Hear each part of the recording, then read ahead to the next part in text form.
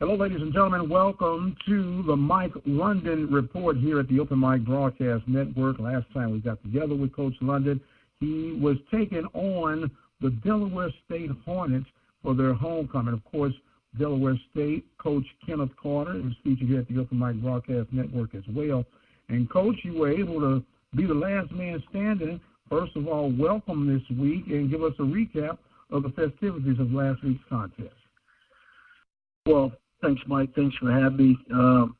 Once again, appreciate the opportunity to really have a chance to talk about, Howard football. It was Delaware State's homecoming game, and we went up on them early in the first quarter, scored 10 points, and then they came back and scored 10 points. And so right before half, one of our guys, outside linebackers, Eli Anglin, actually scooped up an errant quarterback pitch to a running back, scooped up and ran 96 yards for a touchdown. So we did a great job of bending but not breaking. And then the second half, we were able to put up 35 points, to their 12 or 13 points. So very productive. Kalen Newton had a really good game. He was 16 for 21 for almost 300 yards. Guy Lemonor scored 2 touchdowns. Just about 6-7 different guys had a chance to get in the end zone or score points, and that was something. We took 60 on the trip, and we were able to play 58 of the 60. So it's one of those games. My friend Coach Carter, obviously on the loss aspect of that, but for us we were able to play several players to provide maybe some depth as we go into the latter part of the season here. Well, it puts you at 2-1 in conference play. You've had the big win against Nevada on the road, and I know this is your first year at Howard. And I'm going to ask you this, Coach, not that the season is over or the Bison have arrived fully. Are you even surprised at the quick turnaround that the Bison have had in this 2017 campaign? On the inside, when we first got here, we talked about changing the culture. We talked before, Mike, about I met with every player. The first thing I did was I just met with every player for about 40 minutes or so and asked them about what they wanted to happen, what they were willing to give up, what they were willing to commit to.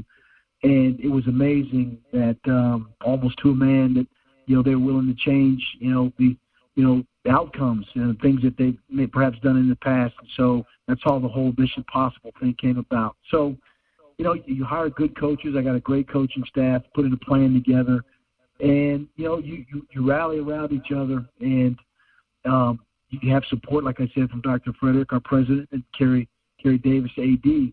And but it's one of those things that, you see a ball bounce the right way. You see literally this game, the quarterback pitched the ball, and Eli was in great position, and the ball bounced right into his hands, and he ran 96 yards untouched. So sometimes the man upstairs has got to be smiling on you when things happen, and I just think that this something special is occurring.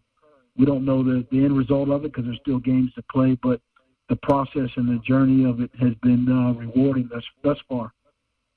And you've got to be pleased with the bounce back from Newton from one week to the next, involved in a questionable flag, but a controversial play that, as a result, may have negated a scoring opportunity. Then to come back and be as efficient as he was this past week, 16 of 21, you don't get any better than that, Coach, and then over 300 yards. So what I'm gathering, there were a lot of yards after catch on some of these throws, and he managed the game very well for you this past week. Yeah, he did. And, you look at, in running the ball, 10 times, he gained 97 yards, and a net of 81, but one of them was a nice 59-yard run, and he averaged 8 yards per carry. So that's a first down. I mean, that's close to a first down, but it gives you a chance to manage a second and short. And, we've been on the other end of teams creating third and long situations for us. And then, him being able to throw the ball, getting 285 yards or 2 touchdown passes was critical. We had 2 sacks against us, but I got to flip it around. Defensively, we had 5 sacks. We had an interception that thwarted a drive, and we also had the fumble recovery by Eli. So when we can score on defense and create turnovers, and then and dominate in terms of almost putting over 600 yards of total offense on a team, then you can have a pretty good day. So, there's a lot of good things. Our special teams was, we won in all four areas: punt, return, kickoff, return.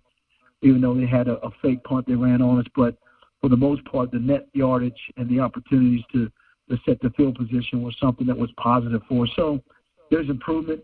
There's still a lot of things we need to take care of. But, as I told you before, Mike, I like this team. I like the mindset. I like the fight in this team. And, like I said, now we have a chance for, our homecoming experience here in D.C. and kind of, I've heard it's already sold out at the whole town, D.C. changes and the stakeholders and everybody that come back, the celebrities, all those things. But we're focusing on winning a football game and playing and executing, because Morgan State is a football team that's looking for another win. They got one last Saturday and looking for another one. Yes, Morgan State was victorious over Savannah State, and as you made mention, you'll get a chance now to lay out the red carpet to receive Morgan State.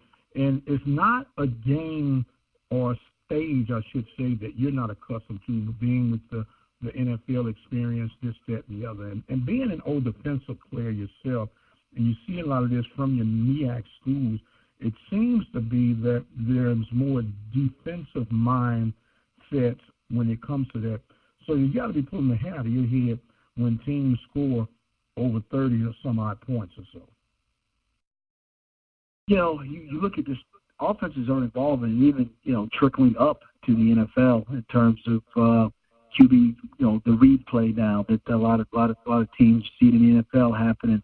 The hurry up paced offense that you see, being adopted by a lot of college teams. So, when you're an offense and you're running plays quickly and your linemen or guys, all they got to do is just get in the way of the defender, and you let your skill guys on the perimeter run deep routes, run crossing routes, let your running backs, run outside, inside zones, then you tire the defense out. And so if your skill can just overwhelm and stay ahead of the defensive coordinator as he tries to call defenses to match it, but also for his defenders to be able to physically, be able to stay in the game, then that's how offenses are putting a lot of points up. And we were able to do that ourselves, this week, scoring, the 52 points with a fast pace, and also trying to attack perimeter game, outside throws, screens, draws, QB runs.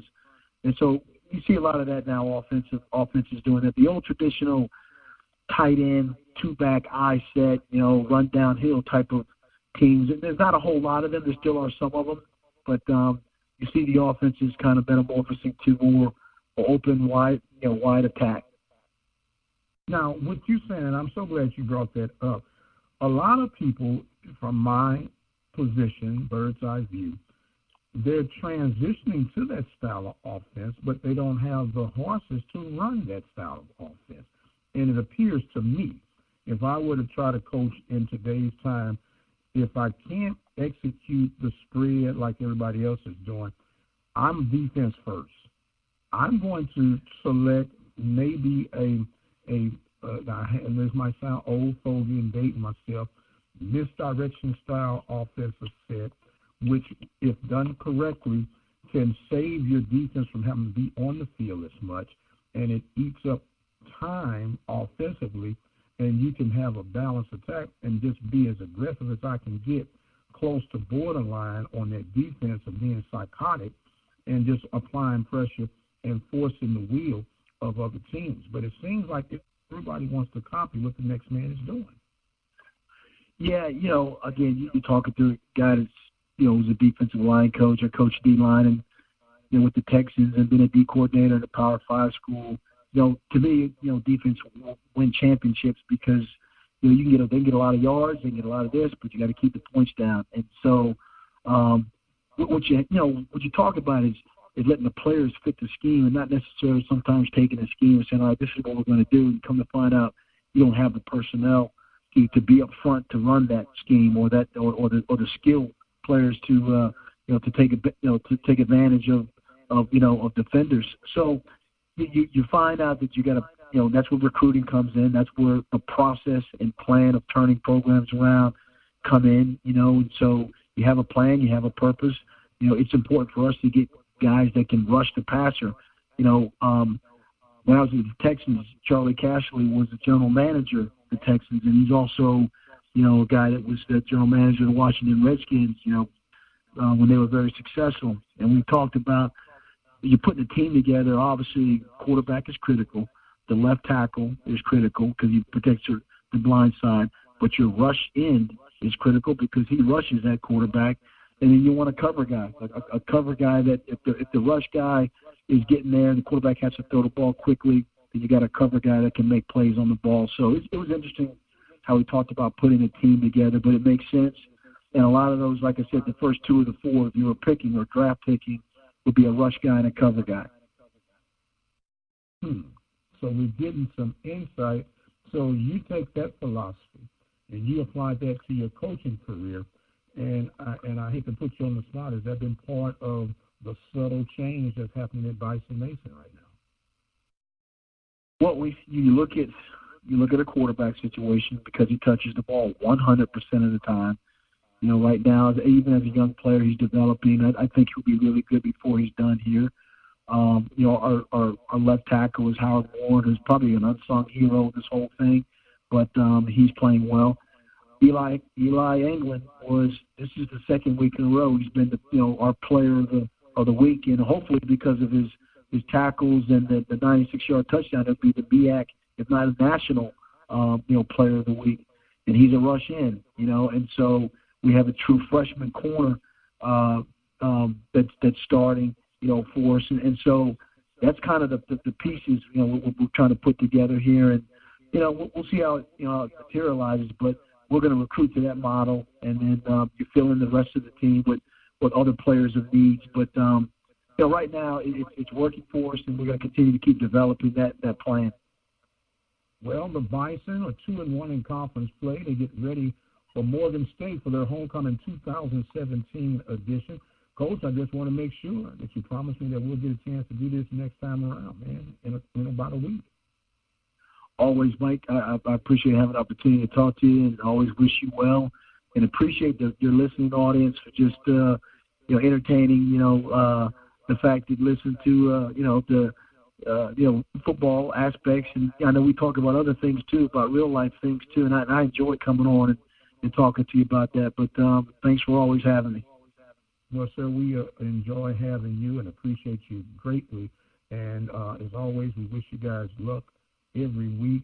And I'll share with you a little acronym of luck. You seem to be a man that likes little tidbits and tinkles. So you spell luck L-U-C-K, correct? Right. Okay. Luck stands for labor under correct knowledge. So now that you have that, good luck, sir. Make sure that you're labored under correct knowledge, and you'll be successful more than you fail. And I'll give you that one for free. All right. I appreciate that, Mike. Thank you, man. Have a great evening. All right. You do the same, sir. Mike London and the Bison. I am the radio guy, Dr. Mike Prince. And as always, you guys be blessed, and we'll see you on the other side.